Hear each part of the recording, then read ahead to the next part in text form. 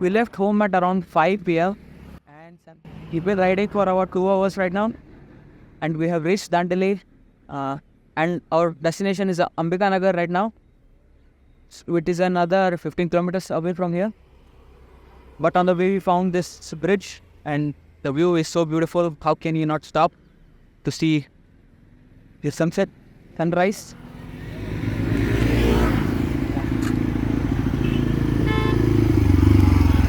We arrived in Ambika Nagar and we parked our bike in a free parking space. And since no vehicles are allowed to drive in the Kavala roads due to dangerous road conditions, we had to take a bus.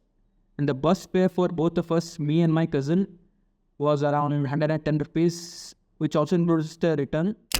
And now we're at the bus.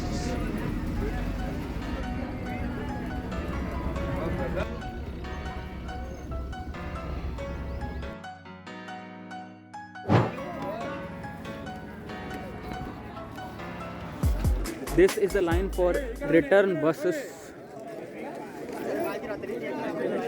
Climbing up the stairs now.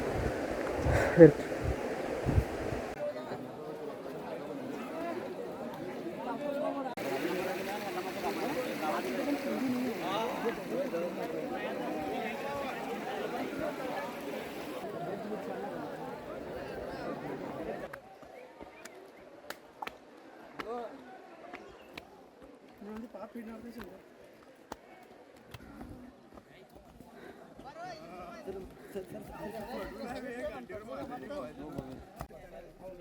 We have reached our destination, and we have climbed around 150 steps, and I'm already tired.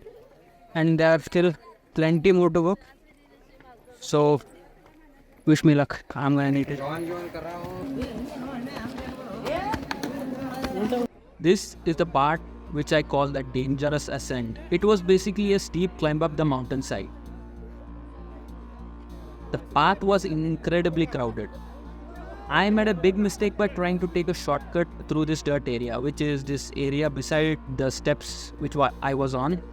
And this turned out to be a mistake because I fell and it could have been great disaster, but thankfully nothing happened to me aside my clothes getting even dirtier and the crowd worsened with people shoving and pushing each other to get ahead. Somehow I managed to get back to the steps. It was chaos. The dust was also intense, but I remembered that I had a spare mask and I wore it. After many grueling minutes of staying on the steps and preventing other people from cutting in line, we finally made it to the top of the hill. There the police had set up a barricade to control the crowd. It was a bit funny though, as the police made us sit on the ground like protesters. And apparently there is another entrance on the other side with even more steps, but with fewer people.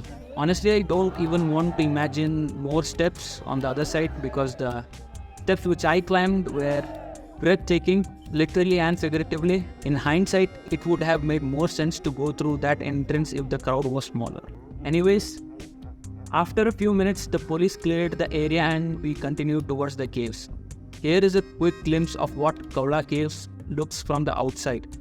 Unfortunately, filming inside wasn't allowed, but I managed to grab a sneaky shot. So now let's head in. As we crawl down the tunnels, here are some interesting facts.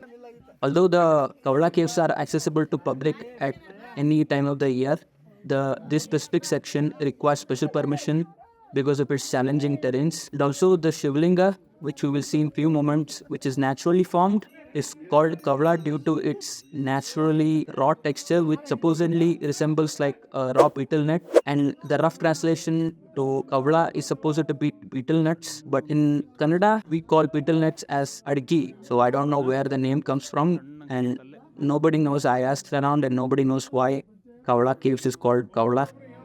I wasn't able to capture much footage of the Shivlinga myself. However, a friend of mine has some footage, and that's the one you're seeing right now.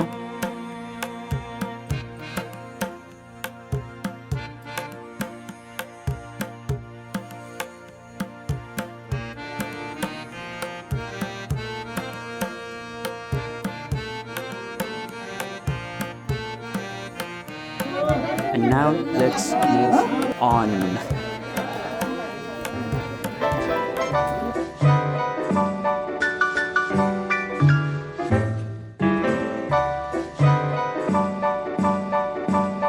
We finished our darshan, and if you don't know by the look on my face, we are tired.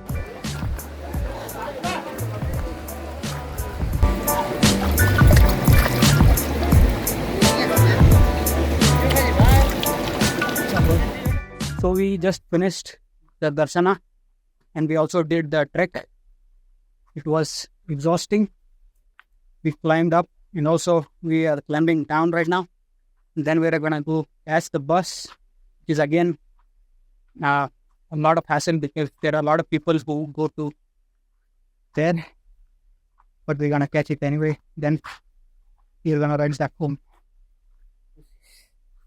I'll see you later. I'm really Tired. The line for our bus, which is supposed to drop us back at Ambikanagar, is there to, and it even goes to there. Yeah. So we were waiting for it. So in an ideal world, we would have patiently waited for our bus, and after a couple of hours, the bus would have dropped us back to Ambikanagar, from which we would have drove back to our place. But since it is my luck, a new situation unfolded which made us wait for another 2 hours. Before we continue, we need to establish these 2 points. Point A, where the new people join in the queue, and point B, the boarding point for buses. So people at point A needed to wait patiently to reach the point B, where the bus would have boarded them and dropped them to Ambikanagar. The wait at point A was especially frustrating. While some buses arrived with few empty spots, the queue kept growing, tempers were flaring. After a long wait, 2-3 buses arrived and cleared people at point B. However, the infrequent arrival left those at point A even more frustrated. When the next bus arrived, people at point A disregarded the queue and rushed forward to point A, leaving those who had patiently waited stranded. This caused chaos. People who had waited at point B tried to maintain order, but the tension was high. When 4 buses arrived, everyone scrambled to board them, ignoring the queue. This angered those who had waited patiently. In retaliation, those who bypassed point A blocked the buses, preventing them from leaving. The situation was truly chaotic, a mix of summer heat, sweat, and frustration. Thankfully, after about 20 minutes, the bus I was on finally managed to depart. Finally, we reached Ambikanagar, where I met up with my cousin and we rode back to Hubli. And on the way to our home, we made a quick stop to Nugikiri. And yeah, that's about it. Peace out.